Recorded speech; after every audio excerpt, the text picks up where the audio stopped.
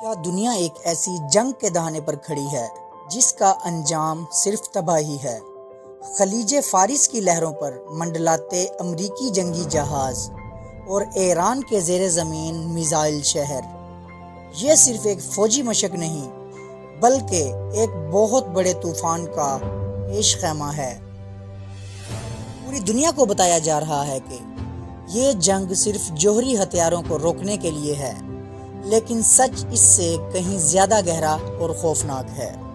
وہ کون سا خفیہ راز ہے جو وائٹ ہاؤس دنیا سے چھپا رہا ہے، اور کیوں ایران پر حملہ کرنا امریکہ کے لیے اپنے ہی موت کے وارنٹ پر دستخط کرنے کے برابر ہو سکتا ہے؟ آج کی اس ڈاکومنٹری میں ہم تاریخ کے ان صفحات کو کھولیں گے جو آپ کو خبروں میں نہیں دکھائے جاتے۔ اس دشمنی کی جڑیں آج کی نہیں بلکہ 1999 کے اس انقلاب میں چھپی ہیں جس نے مشرق کا نقشہ بدل کر رکھ دیا۔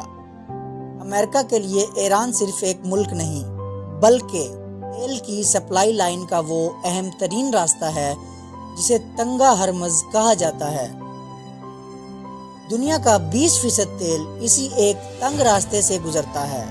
اگر ایران اسے بند کر دے تو عالمی معیشت منٹوں میں زمین بوس ہو جائے گی۔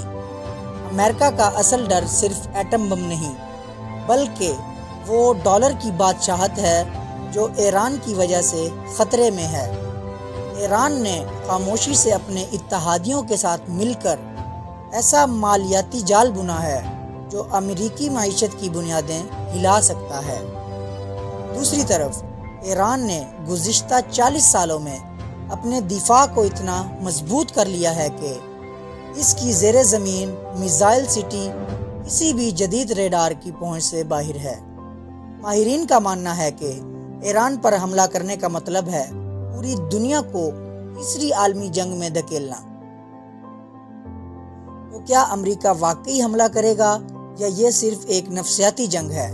تاریخ گواہ ہے کہ جب بھی سپر پاور نے مشرقی میں آگ لگائی ہے، اس کی تپش نے خود ان کے اپنے گھروں کو بھی جلایا ہے۔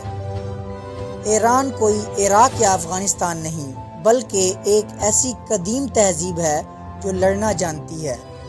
آنے والے چند ہفتے دنیا کی تاریخ میں سب سے اہم ترین ہفتے ہو سکتے ہیں۔ کیا امن کا کوئی راستہ نکلے گا یا بارود کا ڈھیر پھٹنے کو تیار ہے؟ آپ کا اس بارے میں کیا خیال ہے؟ کیا ایران اور امریکہ کے درمیان یہ ٹکراؤ ناگزیر ہے؟ کمنٹ سیکشن میں اپنی رائے ضرور دیں۔ تاریخ کے ایسے ہی چھپے ہوئے راز جاننے کے لیے ہمارے چینل کو سبسکرائب کریں اور بیل آئیکن کو دبانا نہ بھولیے گا۔ اللہ حافظ۔